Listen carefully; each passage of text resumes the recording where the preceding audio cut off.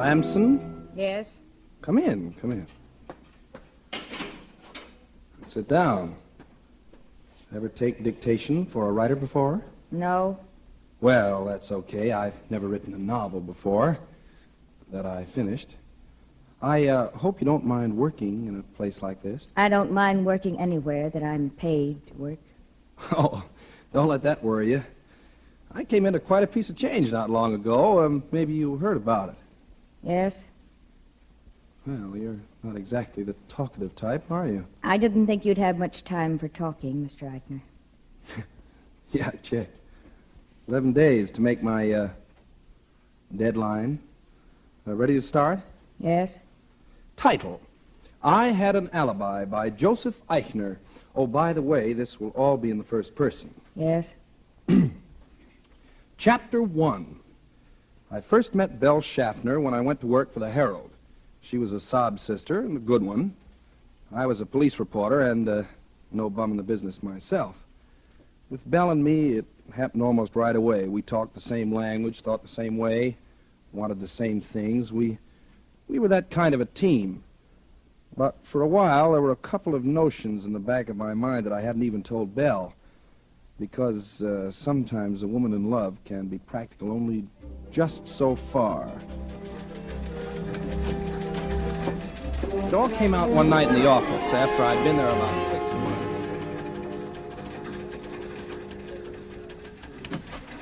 Hello, handsome. Hi, Sugar Puss. Busy? Uh-uh. Can I see? Why not? Dimly through the gray curtain of fog, Alice saw the phantom figure. It was closer now. She tried to scream, but her throat... Is Alice still having trouble with her throat? She's been trying to scream for 2 weeks now. Look, I know. There's the reason right there. City desk, Eichner. Yeah. Uh-huh. Yeah. What's the address again? Okay, I'll go right down. Well, what did I tell you? President want to see you? Some guy carved up his wife. If I have to cover one more family brawl ends fatally for this sheet... Well, what's the matter? You like to write about murders, and here they pay you for it. Well, not the kind of money I want, they don't. Have you any idea what they pay a guy like James M. Cain? A James M. Cain girl never has any trouble screaming when she wants to. Hey, listen, Joe. You'll never write a decent book until you get down to something you know about. Well, this stuff sells, doesn't it? Agatha Christie sells. Leslie Charteris sells. Yeah, but that's not your racket, Joe. You've seen plenty of the real thing. Write about that. Stick to your trade. Oh, yeah? Well, look what it's got me. You just can't be a writer and a newspaper reporter at the same time, Belle, that's all. All right, quit.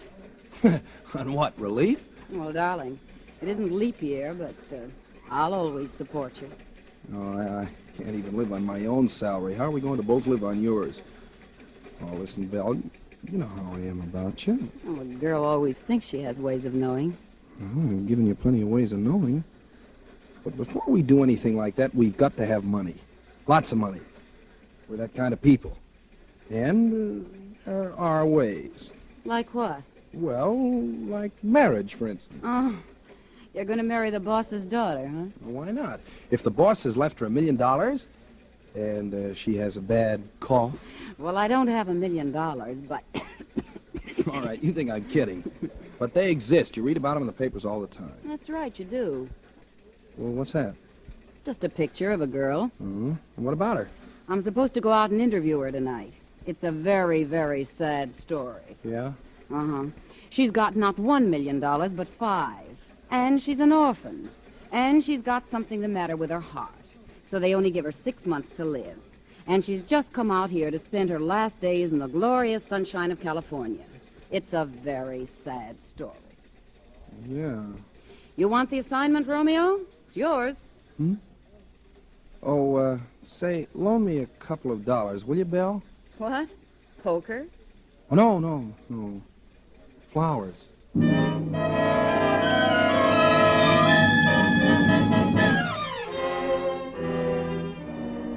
Tonight for Suspense, Roma Wines are bringing you as star Mr. Keenan Wynn, whom you've heard in the prologue to I Had An Alibi, a radio play by Mindred Lord. Tonight's tale of Suspense.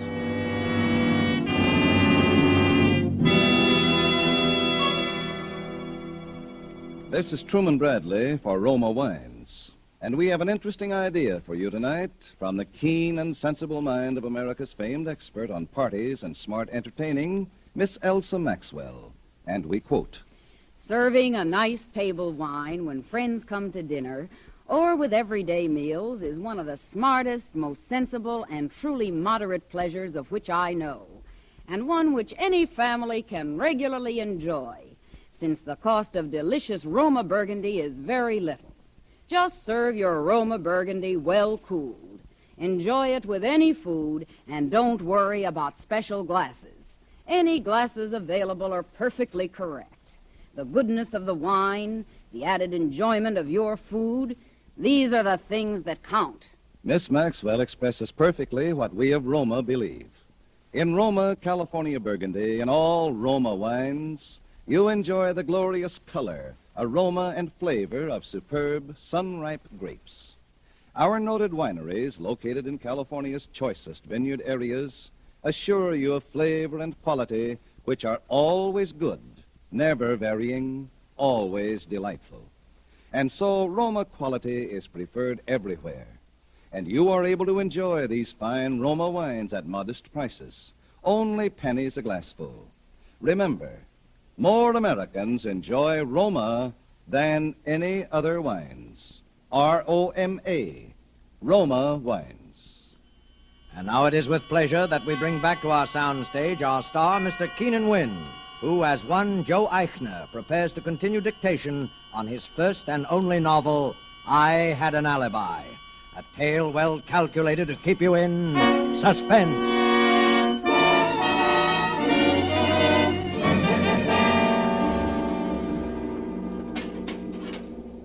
You're, sure you don't mind coming here, Miss Lamson? No. Well, we'd better go on with the dictation.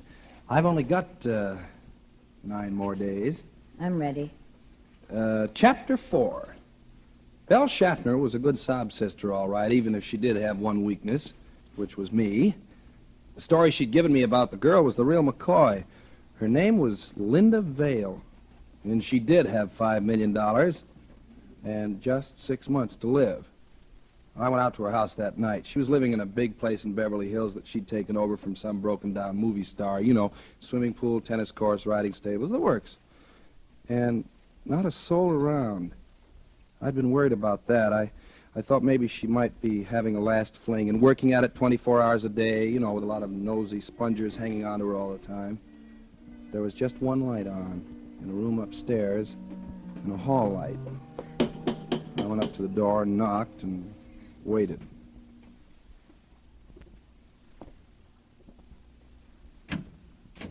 Yes, sir? I'd like to see Miss Vale, please. I'm sorry, sir, but Miss Vale has given orders that... Well, would you just give her these, please? I'll wait. Very well, sir. A press card will break the ice with almost anyone, and I knew the flowers would do the rest. What a surprise. Pretty soon I heard steps and a voice. Sandra, the flowers are simply lovely, but who... Miss Vale? Yes? Well, my name is Joseph Eichner. Yeah, she was a nice enough kid and lonely. Because, like a lot of people on a spot like that, the thing she was afraid of most was having anybody pity her. That's the mistake that nearly everybody made. But not me. I played it for a switch. I'd figured every move for days ahead. Joe, Yes? what's the matter? Oh, nothing. You've been awfully subdued lately. You've always been so gay. Well, Linda, I've got to go away. Go away? Linda, I've been trying to keep it from you, but... Well, gee, you must know how I feel about you, and seeing you every day and knowing that... Oh, Joe. Well, it's not fair to you, Linda. And, well, I can't take it anymore. Joe, Yes. I don't want you to go. I don't want to. I don't want to, Linda, but... Then promise me. Promise me you won't leave me. Just for the little time that's left. Oh, Linda. For my sake. All right, Linda. For your sake.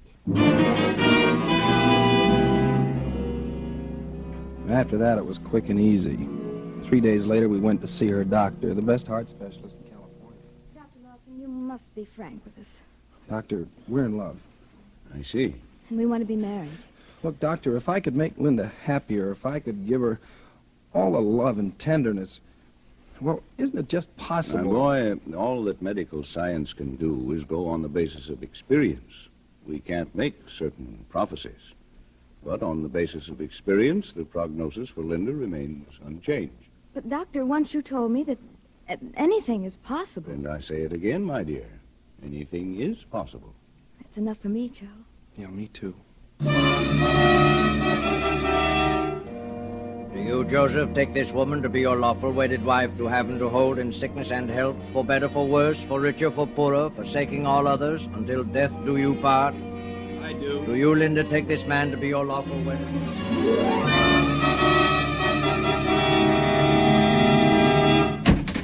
Hello, baby. Oh, hello, Romeo. Oh, now, Belle, lay off, will you? I'm sorry. I'm just nervous, I guess. Was anything wrong? Well, that ex-husband of mine is loose again. Well, what of it? What of it? You remember the song and dance he led me the last time, don't you? All right, so he gets rough, you just haven't committed again, that's all? Yeah. Yeah, I suppose so. Belle. No, please. I don't feel like... Well, what's the matter? Well, what do you think? Oh, now, Belle, you know I come around here as often as I can. Sure. Sometimes as often as twice a week. Well, I see you other places. Anyway, I can't help it. And when I do come, well, gee, you might at least... All right. Skip it. How's the writing coming along? Oh, I don't know. I just can't seem to get started. So you're not even getting that done. Well, how can I get down to work when all I'm thinking about is... Joe, how long is this going to go on? Well, how do I know? It's bound to happen soon. That's what you said a year ago. A year ago. But, Belle, it's all set. She made out the will in my name and everything. All we have to do is wait. Just wait for that heart of hers to quit, that's all. Well, I'm tired of waiting. Now, what do you think of that? Well, what else can we do? If you mean what else can I do? There are a few guys around loose with $5 million too, you know. Oh, now, Belle. Oh, you... For all we know, she's liable to live to be 100. Now, that's impossible. A doctor said... Yes, that... and doctors have been wrong. Well, what do you want me to do about it? Well, you think you're a mystery writer. What do you mean by that? I mean, if you're supposed to be able to think up mysteries, start thinking one up. Oh. And don't think about it too long, either. Say, Belle. I mean it, Joe. Okay. Because I'm not going to wait like this forever. Okay.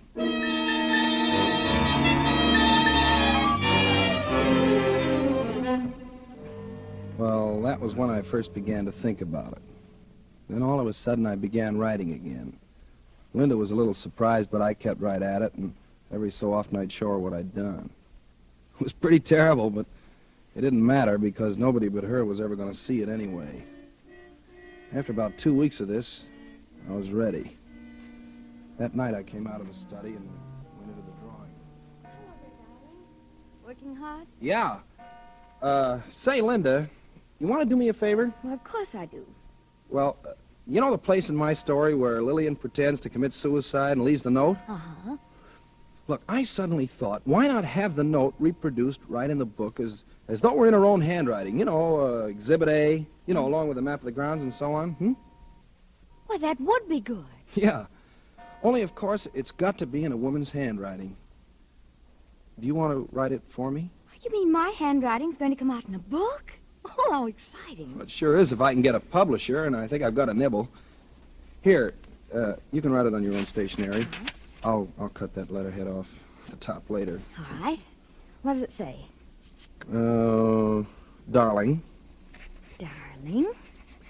You know I can't go on like this. Huh?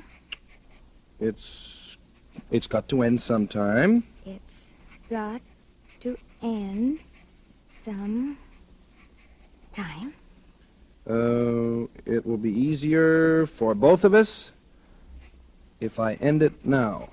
If I end it now. Please try to forgive me and sign it L. L. Wouldn't you sign it? Oh, no, you see, all Lillian's letters to Dick are signed L, remember? Oh, yes, Yeah. I remember now. There. Oh, thanks, darling. Is it all right? Oh, sure. It's perfect.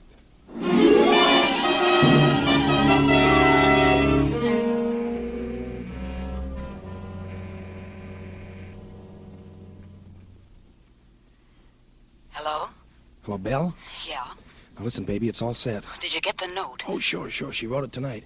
Now, how soon can you leave for Palm Springs? Anytime. Tomorrow morning? All right. Now, listen, when you check in down there, make plenty of fuss about it. I will.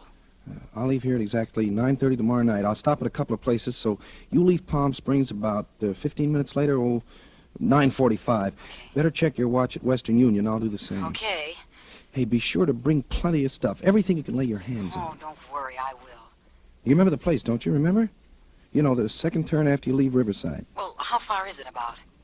Well, it's exactly halfway between the springs and here. Say 60 miles. I'll be there. Okay, baby. Tomorrow night.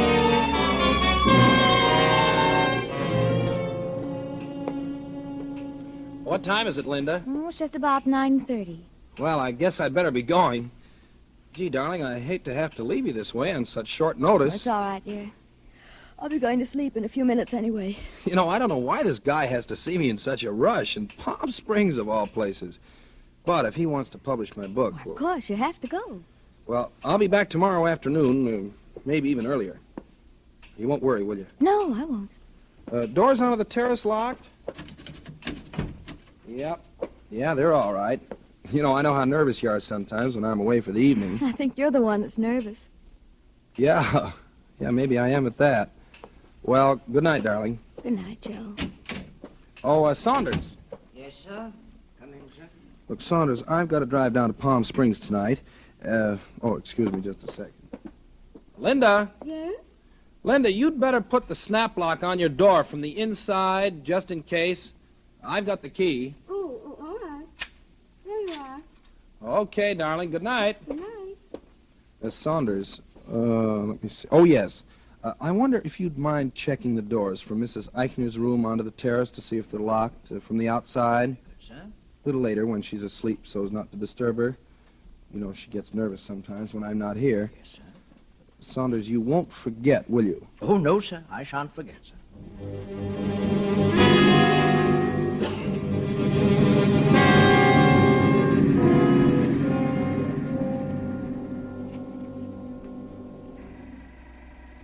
5 gallons. Yes, sir. Say, that ought to get me to Palm Springs. Oh, should easy. By the way, have you got a road map for Palm Springs? I think I got one inside here. Oh, thanks. Say, I don't suppose you'd cash a small check, would you? I missed the bank today. Well, the boss might, but he ain't here. Well, I got identification, plenty of it. See, Joseph Eichner, license, Social Security card, Joseph Eichner. Yes, I see, son, I see. But unless the boss was here, I wouldn't cash a check for Henry Morgenthau.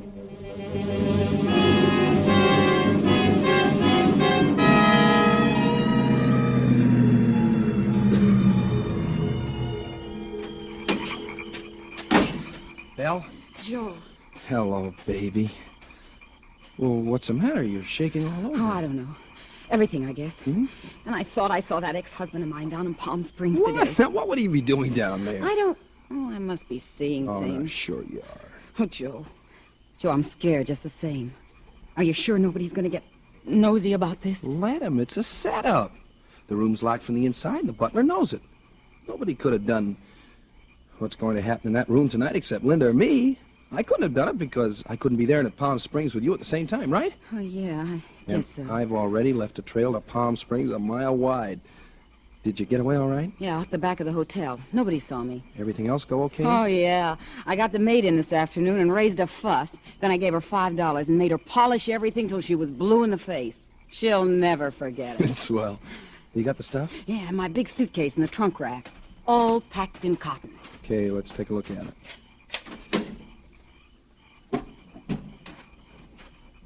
Here you are. Look at this. Glasses, water pitcher, ashtrays, and look at this. I even got doorknobs. I unscrewed them with a nail file. Hey, what do you know? Here's the one to the bathroom. And this little one's from the medicine cabinet. And this one's the inside of the front door. Okay, I'll just put my fingerprints on them, and you pack them back in cotton. Say, you're sure you can get this stuff back into your room all right? Oh, sure. Better hurry then. Yeah, I know. There. With my fingerprints on that doorknob, just let anybody try to prove I wasn't with you in Palm Springs tonight. Oh, I told you that when you got down to something real, you'd hit the jackpot. Remember? Yeah, and you know what this pot is worth, don't you? $5 million.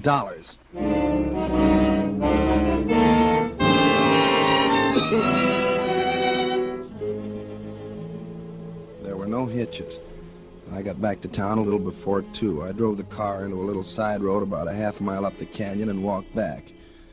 I didn't meet anybody, and the places I passed were all dark. So was mine. I slipped through a hole to the hedge and crossed the lawn and went up onto the terrace. I checked to see if I had the suicide note in my pocket, and then I pulled on a pair of gloves and opened the terrace door with my key and went inside. The gun was in my overcoat pocket. It was hers. I had the flashlight in my hand.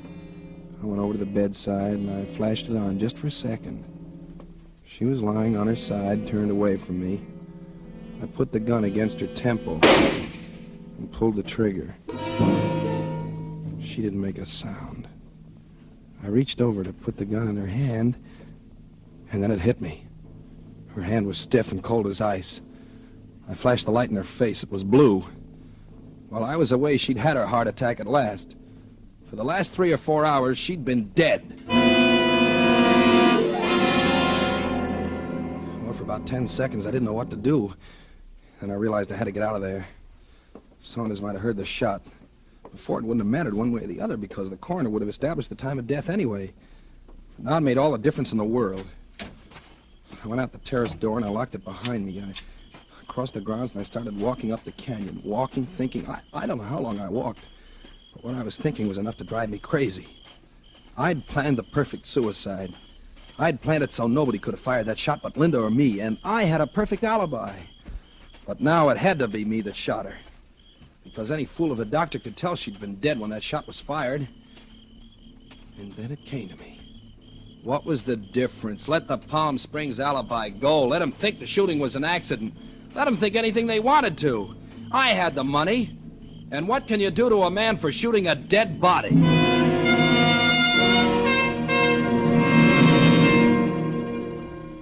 was almost daylight when I got back to the room. The house was still dark, so Saunders hadn't heard anything. First, I burned that suicide note. Then I turned on the lights and unlocked the door.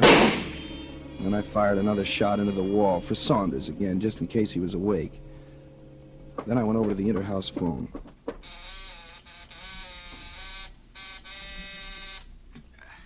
Hello? Saunders? Oh, yes, sir. Saunders, there's been an accident. You better call the police.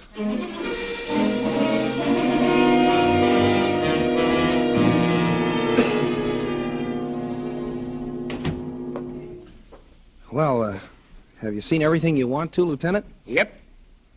Well, you're living kind of different than you used to when you were a police reporter downtown, huh, Joe? Yeah. I suppose you want to ask me some questions. Oh, a couple. I hear you were going to Palm Springs last night. Yeah, I was. I changed my mind. Who were you going to see down there? Anybody in particular? Oh, just a friend. It wouldn't have been your old friend, Belle Schaffner, would it? Oh, whatever, I didn't go. You'd have had time to go, though. Oh, all right, but I didn't. Anyway, what's all that got to do with nothing, just routine. So you came back here. Yeah, that's right. Then what happened? Well, I came in the house and I went up to our bedroom, and I thought I heard a noise. I thought I saw a man moving around. Well, I was pretty jumpy, and I fired. How many shots? 2. And one of them hit your wife? One of them hit what was my wife. All an accident, huh? Yeah, that's right. You come into quite a lot of money with her out of the way, don't you, Joe? Yeah, sure. What of it? Nothing. Only it's too bad you're not going to be able to spend it. Oh, nuts. What do you think you're going to do, charge me with a murder for firing a shot into a corpse? No, but it could be a pretty spectacular little alibi for just on the spur of the moment, couldn't it? Alibi for what? For Belle Schaffner. What? Her throat was cut in Palm Springs last night, and your fingerprints are all over the place.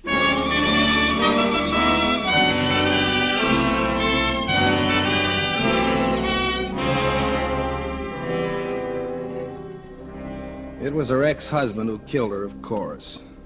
But what's the difference now? Bella was right about one thing, though. You can't write a decent story unless it's something real. I know. The end. Well, Miss Lamson, we made it. Just. Yes, Do you believe it? yes. Gee, that's funny. Nobody else did. The judge, the jury, not even my own lawyer. Maybe they believed what I believe. You ought to die for it anyway. Yeah, check. I got a date for that right now. Right, Warden? You ready, Eichner? Yeah, let's go.